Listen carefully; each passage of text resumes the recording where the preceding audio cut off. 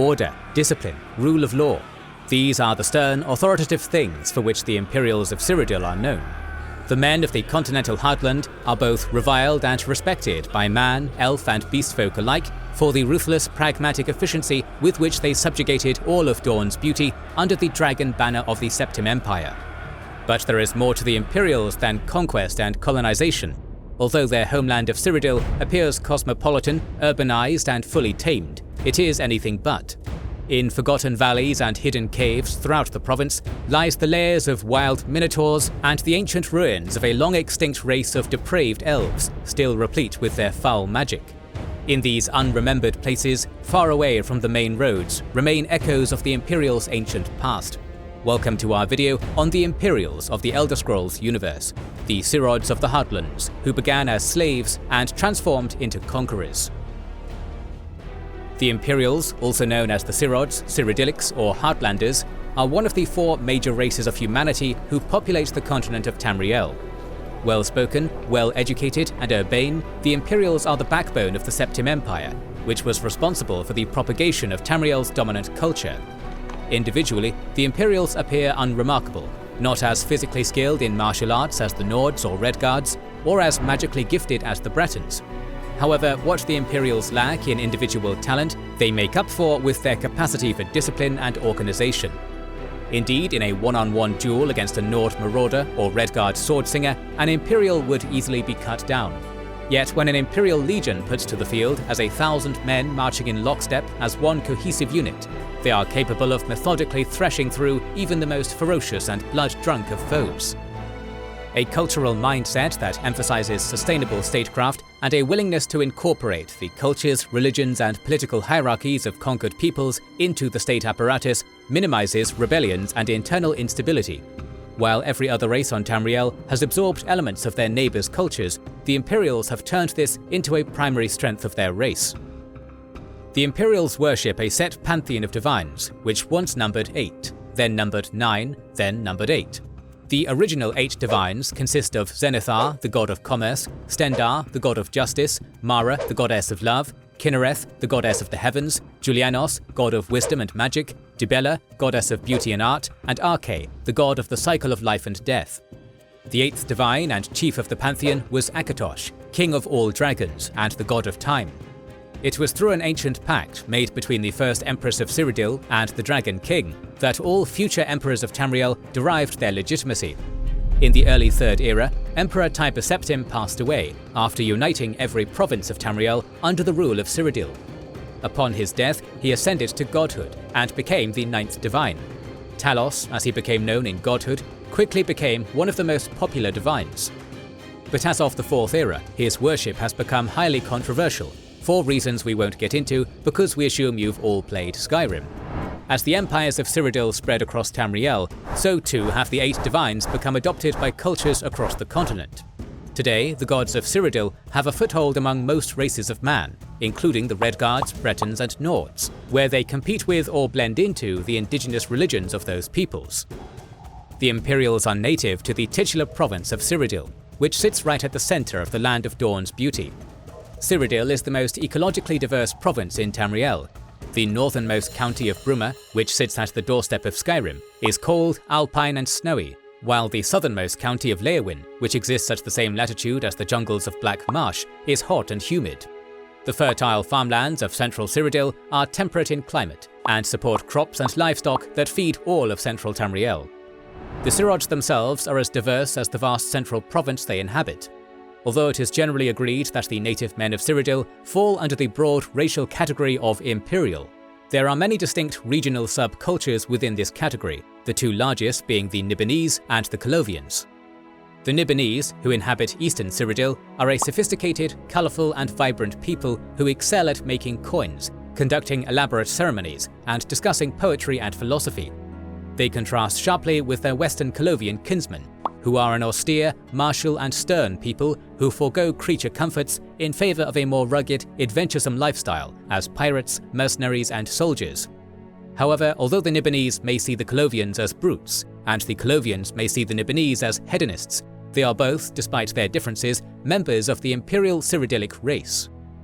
Cyrodiil is the most urbanized province in Tamriel. with more large cities than any other region. From the seedy slums of Breville to the bustling ports of Anvil, the Imperials have developed a love for cosmopolitan city life. These cities, however, pale in comparison to the city.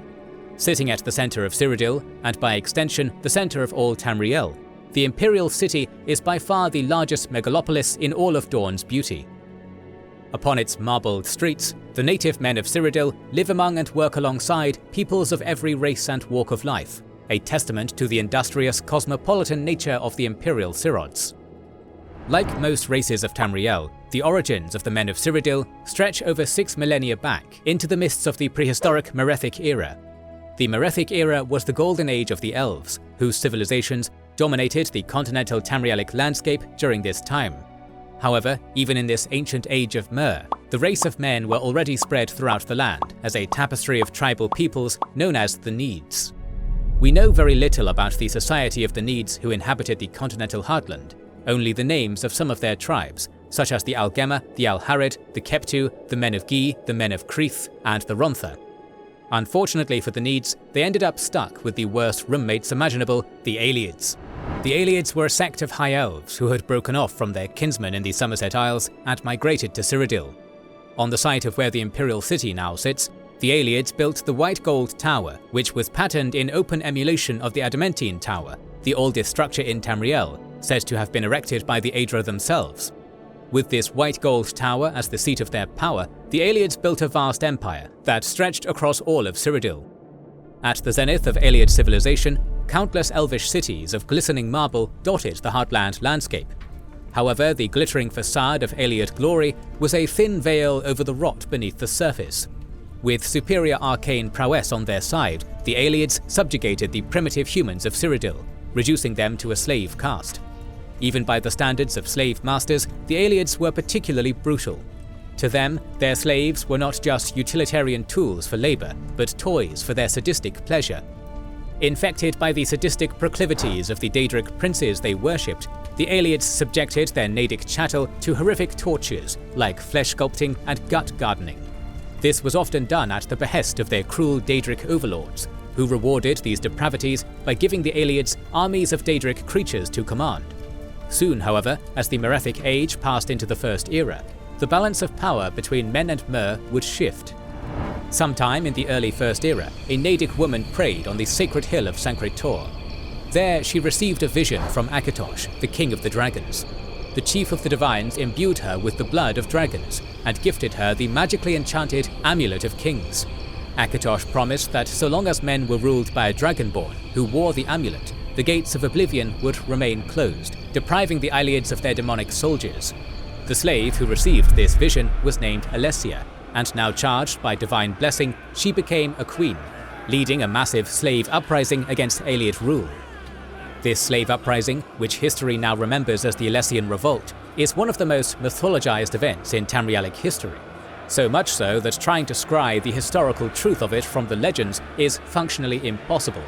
And indeed, the legends are truly fantastical. Some stories claim that one of Alessia's mightiest generals was a giant winged bull, who also happened to be her lover, for whom she bore a child named Belhazar, the first Minotaur. Other stories claim that Alessia's slave armies were carried to victory by a certain immortal, time-traveling, homicidal, genocidal cyborg whose relentless slaughter of Aeliad armies and champions has made him one of the most infamously iconic characters in the zeitgeist of the Elder Scrolls lore community. On top of her slave armies, Alessia had many other allies. One of these was the First Empire of the Nords, who had recently emerged as the dominant race in their homeland of Skyrim, after eradicating an elven empire of their own, the Empire of the Snow Elves.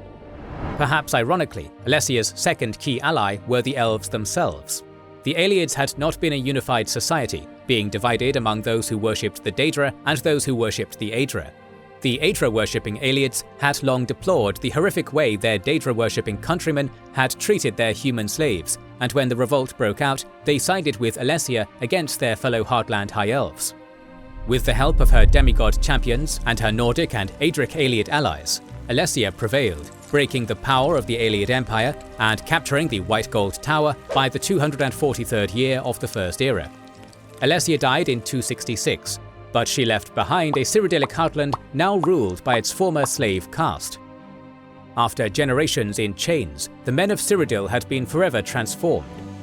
Centuries of slavery had eroded away their original tribal identities, and the common struggle they had shared in their fight for freedom had seen them emerge with a new identity, the Cyrodiilic identity. Thus, the history of the men of Cyrodiil as the unified imperial race began. Of course, new regional and cultural differences among the Heartland Cyrods developed over time. Yet, the pan-Cyrodiilic imperial identity was strong enough that whenever a new Dragonborn ruler claimed the Amulet of Kings, the men of the Heartlands would always unite around them. The history of the men of Cyrodiil is measured in 3 eras, marked by the rise of 3 great empires, each of which was founded by a Dragonborn ruler who claimed the Amulet of Kings, continued the pact with Akatosh made with Alessia, and chose the White Gold Tower as their seat of power. The first of these empires was the Alessian Empire, founded by the slave queen herself. As an established empress, Alessia's main legacy was the creation of the Pantheon of 8 Divines as a standard religion for her empire. After the overthrow of the Iliad Empire, the followers of the new Alessian regime were divided among the native Needs, the Nords who had decided to settle permanently in Cyrodiil, and the Adric Aelids who had sided with the rebellion. All of these peoples had very little to do with one another, and threatened to fracture the newly created empire with their cultural differences. The 8 Divines was Alessia's idea of a compromise. By creating a roster of deities that incorporated gods from the Nadic, Nordic and Elven faiths into one unified pantheon, she helped emulsify the diverse peoples of Cyrodiil and bind them under a new common identity. The Alessian Empire endured for over 2 millennia after the passing of its slave queen founder. Ultimately, the rest of the history of this first empire of man is remembered as an era of religious fanaticism, propagated by a priesthood known as the Alessian Order, which was founded several generations after Alessia's death by a monkey prophet known as Maruk. See our Bosma video if you want an elaboration on the monkey thing. The prophet Most Simeon's teachings were harsh, puritanical, and suppressive. Moreover, Maruk was extremely xenophobic towards elves. As the Alessian Order gained more influence within the empire, they systematically exterminated the empire's Aeliad vassal kingdoms, even if the only Aelids who remained in Cyrodiil had been the ones who helped Alessia overthrow the yoke of their Daedra-worshipping kinsmen. Unlike the 2 imperial states that succeeded it, the Alessian Empire never expanded far out of its home province. Its core territory encompassed East Cyrodiil, including the Nibene Valley and the White Gold Tower, which later became the centerpiece of the imperial city. West Cyrodiil remained a patchwork of independent Colovian kingdoms that resisted the strict dictates of the Alessian Order's dogma. By the First Era 2331, Alessia's empire was dissolved, crushed under the weight of internal religious struggles. Consequently, Cyrodiil fractured into numerous petty kingdoms for the next 400 years. But soon, an empire ruled rightfully by a Dragonborn ruler would rise again. According to myth, the seeds of the Second Empire were sown when the 2,000-year-old spirit of Alessia, bound to the hill of Sancre Tor, participated in divine conception with a mad king named Hrol. In his efforts to make love with a magic mountain, Hrol would expire, leaving behind an infant with Akatosh's divine Amulet of Kings embedded into its forehead, a dragon-blooded child named Reman, the Light of Man. The young Reman's first test came in 2703 of the First Era, when the Serpentine Seishi natives of the mythical eastern continent of Akavir landed on the northern coast of Tamriel. Reman utilized the Akaviri threat to unite all of the disparate lords of Cyrodiil under him. He then marched to confront the invaders. Yet, in a strange turn of events, as soon as the Seishi heard Reman's voice, they poured out of their keep and prostrated themselves before him, claiming that they had finally found what they had come to Tamriel to seek, the Dragonborn. And just like that, Reman was the most powerful man in Tamriel, with not only all of Cyrodiil at his back, but now also supported by the mighty Snake Men, who he incorporated into a special unit, the Dragon Guard. The empire Reman built, known as the Second Empire, exploded forth from Cyrodiil and conquered every province of Tamriel except for Morrowind. In his home province, Reman strategically encouraged the syncretization of Colovian, Nibbenese and Akaviri customs into a new whole, strengthening the idea of the men of Cyrodiil as people united under a single imperial culture. Unfortunately, Reman's line was ended when his descendant, Reman III, was assassinated by his Seishi honor guard, who usurped the Remanite Empire and ruled it under a regime known as the Akaviri Potentate. 430 years later, the assassination of the last Seishi Potentate resulted in the final end of the Second Empire of Man, The line of Dragonborn emperors was once again broken, the Amulet of Kings was once again missing, and Cyrodiil was again divided into a patchwork of petty kingdoms. It is here that our story finally arrives upon the birth of the man of many names, Talos Stormcrown, Tiberius Imperator, the mortal who became a god. We've already done a long-form video which exhaustively covers the rise and fall of the Empire of Tiber Septim, so we'll be brief in our retreading of old ground here. Talos was not an Imperial, but was born in either High Rock or at Mora, depending on who you ask, and raised among the Nords.